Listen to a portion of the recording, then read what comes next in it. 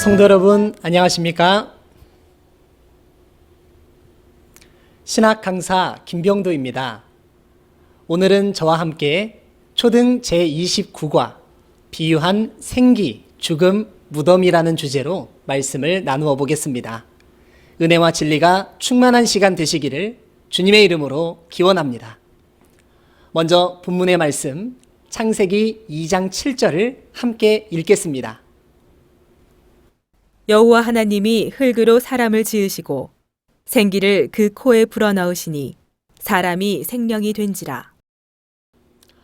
본문의 말씀에는 여호와 하나님이 흙으로 사람을 지으시고 그 코에 생기를 불어넣으니 사람이 생명이 되었다고 말씀해 주셨습니다. 사람이 생명이 되었다는 것은 그 사람의 영을 살리셨다는 것이죠. 우리의 육신이 살기 위해서도 육적인 생기가 필요하듯이 우리의 영이 살기 위해서는 하나님께서 내려주시는 영적인 생기가 있어야 합니다. 그렇다면 영적인 생기가 과연 무엇인가를 알아야지만이 우리의 영이 살 수 있다는 것 아니겠습니까? 육신이 살기 위해 육적인 생기가 필요하듯이 영이 살기 위해서는 영적인 생기가 있어야 하며 육적인 생기가 없으면 육신이 죽는 것과 같이 영적인 생기가 떠나가면 그 영이 죽은 것과도 같습니다. 육신이 죽은 자가 육적 무덤에 들어가듯이 영이 죽은 자는 영적 무덤에 들어가게 되겠지요. 그래서 오늘 이 시간에 육적인 생기, 죽음, 무덤을 빙자한 영적인 생기와 죽음과 무덤이라는 것은 과연 무엇인가를 성경에서 함께 살펴보도록 하겠습니다. 비유한 생기, 죽음, 무덤의 실체는 과연 무엇일까요? 먼저 결론을 말씀드리자면 그 실체는 생기는 생명의 말씀을 말한 것이요, 죽음은 영의 죽음이며 무덤은 하나님의 신이 떠난 육체와 비진리의 조직체를 말한 것입니다.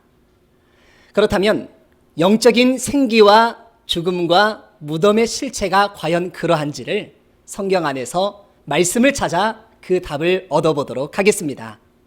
먼저 첫 번째로 육적인 생기를 빙자한 영적인 생기, 곧 비유한 생기는 무엇인가를 함께 알아보도록 하겠습니다.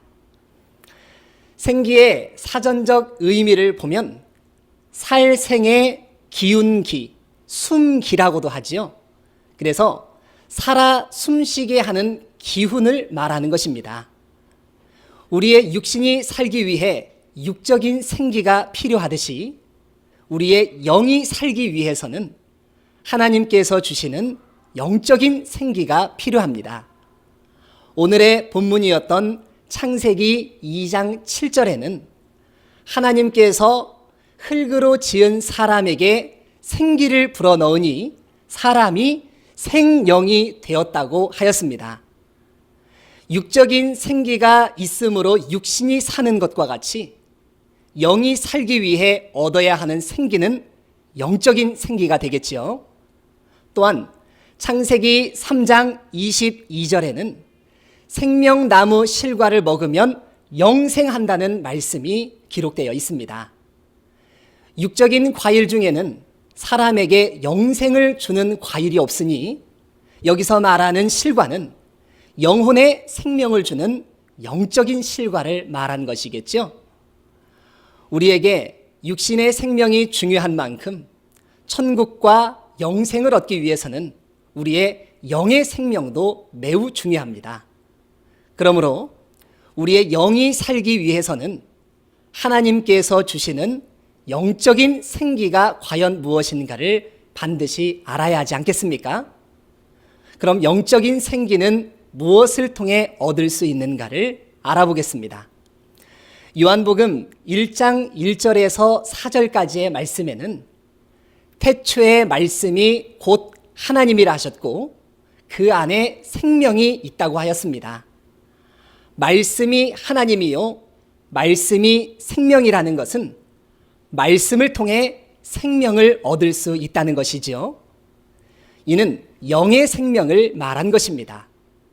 마치 하늘의 해와 비와 공기가 우리의 육신에게 생명을 주어 살게 하는 것과 같이 하나님께서는 우리에게 말씀을 주셔서 우리의 영을 살게 하신다는 것입니다. 그러므로 우리의 영은 말씀을 통해 생명을 얻을 수 있음을 알 수가 있겠습니다. 예수님께서 제자들에게 하신 말씀, 요한복음 6장 63절을 읽어보겠습니다. 살리는 것은 영이니 육은 무익하니라. 내가 너희에게 이른 말이 영이요 생명이라. 예수님께서는 살리는 것은 영이니 육은 무익하다 하셨고 내가 너희에게 이른 말이 영이요 생명이라고 말씀해 주셨습니다. 이는 예수님의 입에서 나오는 말씀을 들음으로 그 영이 생명을 얻는다는 것이죠. 이같이 육적인 생기에 빗댄 영적인 생기는 바로 생명의 말씀이라는 것을 알 수 있겠습니다. 2000년 전 예수님의 제자들은 예수님의 입에서 나오는 말씀으로 말미암아 영적 생기를 얻어 그 영이 생명을 얻었습니다. 요한복음 6장 68절에는 예수님의 12 제자 중 하나인 시몬 베드로가 주여 영생의 말씀이 계심에 우리가 네게로 가오리까 하신 말씀이 기록되어 있습니다. 당시 예수님의 제자들은 예수님의 말씀을 통해서 생명을 얻을 수 있었음을 알았던 것입니다. 그렇다면 생명의 말씀을 듣고 깨달은 자는 그 영이 살았다고 할 수가 있겠지요. 또한 말씀이 곧 하나님이라고 하였으니 하나님이 그와 함께 하는 것입니다. 그러나 사람이 생명의 말씀을 버리고 배도하면 하나님이 그에게서 떠나가심으로 그 영이 죽은 것과도 같습니다. 그러니 육적인 죽음에 빗댄 영적인 죽음도 있다는 것을 알 수가 있겠습니다. 그럼 두 번째로 비유한 죽음, 곧 영적인 죽음이라는 것은 무엇인가를 함께 말씀을 통해 알아보도록 하겠습니다. 육적인 생기가 없는 자는 육신이 죽은 자이며 영적인 생기가 없는 자는 육신은 살아있다 할지라도 그 영이 죽은 것과도 같습니다. 육적인 죽음은 말 그대로 육신의 죽음을 말한 것이며 영적인 죽음은 영의 죽음을 말한 것입니다. 그럼 영이 죽는다는 말은 무엇인지 말씀 안에서 알아보겠습니다. 창세기 2장 17절을 함께 읽겠습니다. 선악을 알게 하는 나무의 실과는 먹지 말라. 내가 먹는 날에는 정령 죽으리라 하시니라. 하나님께서는 영적인 생기를 불어넣어 생영으로 창조하신 아담에게 말씀하시기를 선악을 알게 하는 나무의 실과는 먹지 말라 하시고 먹는 날에는 정령 죽으리라고 말씀하셨습니다. 그러나 아담은 하나님의 명령을 어기고 선악나무의 실과를 먹었습니다. 분명 하나님께서는 먹는 날에 정령 죽는다고 말씀하셨는데 아담은 선악과를 따먹은 이후에도 930년이라는 긴 세월을 살며 장수했습니다. 그러므로 선악과를 먹은 아담이 그날에 죽었다는 것은 바로 영의 죽음을 말한 것입니다. 에스겔 18장 4절에는 범죄하는 그 영혼이 죽으리라고 말씀하셨으니 아담이 선악과를 먹음으로 먼저는 그 영이 죽은 것이며 이로 인해 그 육도 영생에 이르지 못했다는 것을 알 수가 있겠습니다. 2000년 전 예수님께서도 이 같은 영의 죽음을 말씀하셨습니다. 마태복음 8장 20절에서 22절까지를 함께 읽어보겠습니다. 제자 중에 또 하나가 가로되 주여 나로 먼저 가서 내 부친을 장사하게 허락하옵소서. 예수께서 가라사대 죽은 자들로 저희 죽은 자를 장사하게 하고 너는 나를 쫓으라 하시니라. 읽어보신 내용을 이해하기 위해 잠시 그 배경을 살펴보도록 하겠습니다. 예수님께서는 초림 때 하나님의 능력으로 많은 기적을 베풀어 주셨습니다. 예수님께서 베푸신 기적들 중에는 귀신 들린 자의 귀신을 쫓아내는 기적도 있었고 병든 자의 병을 고쳐주는 기적도 있었습니다. 이와 같이 많은 능력과 기적을 행하게 되자 많은 무리들이 예수님께로 모여들었고 그때 예수님께서 제자들에게 저편으로 건너가자고 하셨습니다. 그때 예수님의 제자 중 하나가 부친상을 당하게 되었는데요. 그 제자가 예수님께 묻기를 부친상을 당했으니 아버지를 장사하고 나서 쫓아가면 안 되겠습니까? 라고 여쭤보니 예수님께서는 죽은 자들로 저희 죽은 자를 장사하게 하고 너는 나를 쫓으라고 말씀하셨던 것입니다. 육신이 이미 죽은 자들이 죽은 자를 장사 지낼 수는 없는 것 아니겠습니까?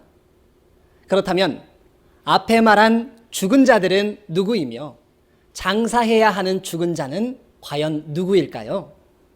이는 육신은 살았으나 영적 생기인 생명의 말씀이 그 속에 없으므로 영이 죽은 자들로 하여금 제자의 부친 곧 육신이 죽은 자를 장사하게 하라는 말씀이었던 것입니다. 그러므로 예수님께서 하신 말씀을 통해 육신이 죽은 자와 영이 죽은 자가 따로 있음을 알 수가 있겠습니다. 에베소서 4장 18절에는 저희의 총명이 어두워지고 무지하고 그 마음이 굳어짐으로 말미암아 하나님의 생명에서 떠나 있다는 말씀이 기록되어 있습니다. 총명이 어두워지고 무지하다는 것은 곧 하나님의 말씀을 알지 못하고 깨닫지 못했다는 것이고 말씀에 무지하여 생명에서 떠났다는 것은 육신의 생명이 아니라 영의 생명이 되겠지요. 바로 영적인 죽음을 말한 것입니다. 다시 말해 육적인 생기가 없는 자가 육신이 죽은 자인 것과 같이 영적인 생기인 생명의 말씀이 그 속에 없으므로 하나님이 떠난 자가 바로 영적인 죽은 자라는 것이며 이는 영의 죽음을 말한 것입니다. 그러므로 비유한 죽음의 실체는 바로 영의 죽음임을 알 수가 있겠습니다. 만일 내가 하나님의 생명의 말씀을 듣고 마음에 새겼다면 내 영이 살아있고 하나님께서 함께 하시겠지만 내가 말씀을 깨닫지 못하고 마음에 말씀이 없다면 육신은 살아있으나 영은 죽은 것과도 같습니다. 그렇다면 나는 과연 하나님께서 보실 때 살아있는 자인지 죽은 자인지 스스로 자기 자신에게 물어보아야 하지 않겠습니까? 우리 신앙의 목적과 소망이 천국과 영생이라면 하나님께서 주시는 생명의 말씀을 잘 듣고 깨달아 마음에 새기는 자가 되어야 하겠죠. 내 영이 살아있는지도 죽어있는지도 알지 못했던 우리에게 생명의 말씀을 내려주신다면 말씀에 자신의 모습을 비춰보고 말씀을 잘 듣고 깨달아 영생에 이르는 성도님들 되시기를 주님의 이름으로 기원합니다. 그럼 세 번째로 비유한 무덤은 무엇인가를 살펴보도록 하겠습니다. 죽은 육신이 들어가는 곳이 육적인 무덤이라면 죽은 영이 들어있는 곳은 영적인 무덤이라 할 수가 있겠지요. 로마서 3장 13절에는 하나님을 찾지도 아니하고 말씀을 깨닫지도 못하는 자들을 가리켜서 저희의 목구멍이 열린 무덤과 같다고 말씀하였습니다. 말씀을 깨닫지 못한 자의 목구멍을 통해 나오는 말이 비진리이니 사람의 영을 죽게 하는 것 아니겠습니까? 그러므로 육신은 살아있다 할지라도 생명의 말씀을 깨닫지 못한 자는 그 영이 죽은 것과 같고 하나님의 신이 떠난 죽은 영이 들어있는 육체가 바로 영적인 무덤이라는 것입니다. 어느 누구나 내 육체가 무덤이 되지 않기 위해서는 내 영이 하나님의 말씀을 받아 산 영이 되어야 하겠습니다. 이같이 하나님의 신이 떠난 죽은 영이 들어가 있는 육체가 바로 영적인 무덤인가 하면 영이 죽은 자들이 모여 있는 곳도 무덤이라고 할 수가 있겠지요. 그럼 죽은 영들이 모여 있는 무덤은 무엇인지를 살펴보도록 하겠습니다. 에스겔 37장 1절에서 14절까지의 말씀에는 하나님께서 에스겔에게 마른 뼈들이 가득한 골짜기에 관하여 이상을 보여주신 내용이 기록되어 있습니다. 하나님의 권능이 에스겔에게 임하여 그 신으로 에스겔을 데리고 골짜기 가운데 두셨는데 골짜기 지면에 뼈가 가득하고 심이 많고 아주 말랐더라는 말씀이 기록되어 있습니다. 하나님께서 에스겔에게 이르시기를 인자야 이 뼈들이 능히 살겠느냐 하시며 생기를 향하여 대언하여 그들 속에 들어가 그 마른 뼈들을 살게 하라고 말씀해 주셨습니다. 이를 그림을 통해 정리해 보겠습니다. 산과 산 사이를 골짜기라 하지요. 그런데 에스겔이 가서 보게 된 이 골짜기 사이에는 마른 뼈들이 가득하다고 하였습니다.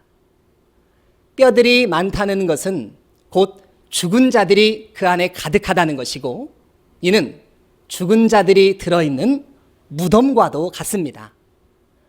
그렇다면 여기서 말한 이 마른 뼈들의 실체는 과연 무엇인가를 말씀을 통해 알아보도록 하겠습니다.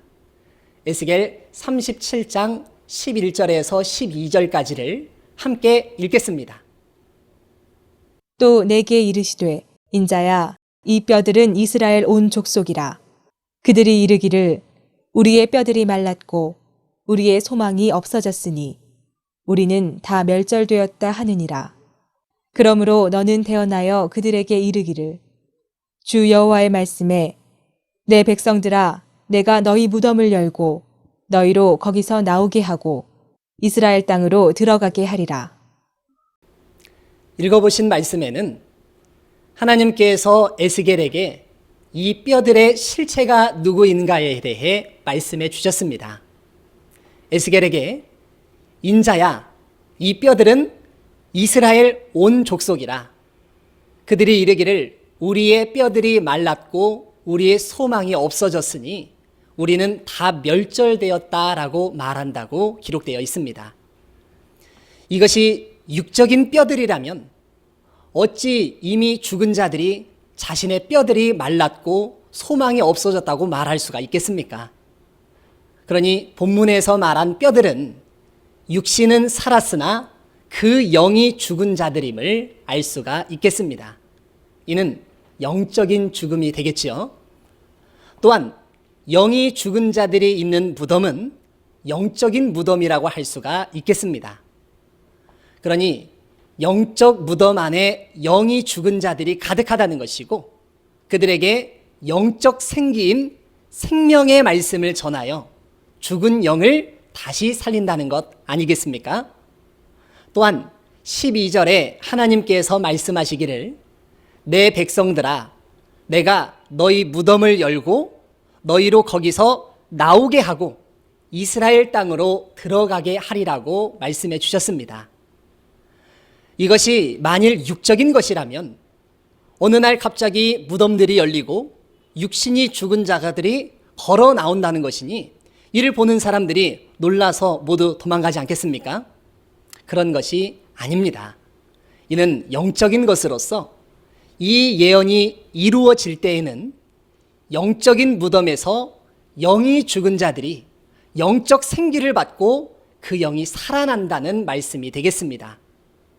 이 모든 말씀이 에스겔에게 예언한 지 약 600년이 지난 후 예수님을 통해 이루어졌습니다.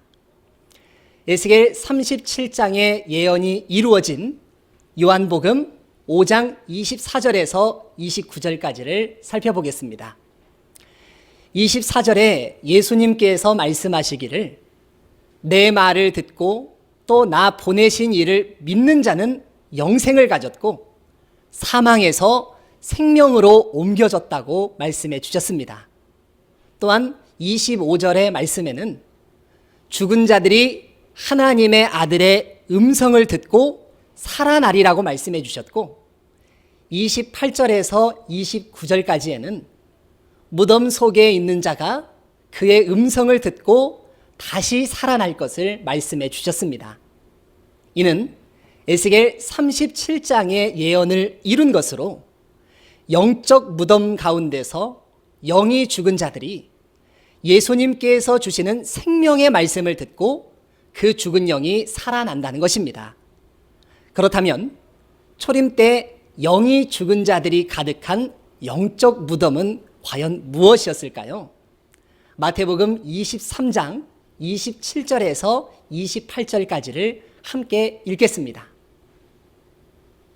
화 있을진저 외식하는 서기관들과 바리새인들이여 회칠한 무덤 같으니 겉으로는 아름답게 보이나 그 안에는 죽은 사람의 뼈와 모든 더러운 것이 가득하도다. 이와 같이 너희도 겉으로는 사람에게 옳게 보이되 안으로는 외식과 불법이 가득하도다. 예수님께서는 외식하는 서기관들과 바리새인들에게 회칠한 무덤과 같다고 말씀하셨습니다. 서기관들과 바리새인들은 마귀가 함께하는 거짓 목자였고 그 안에는 영적 생기인 하나님의 말씀은 없었습니다.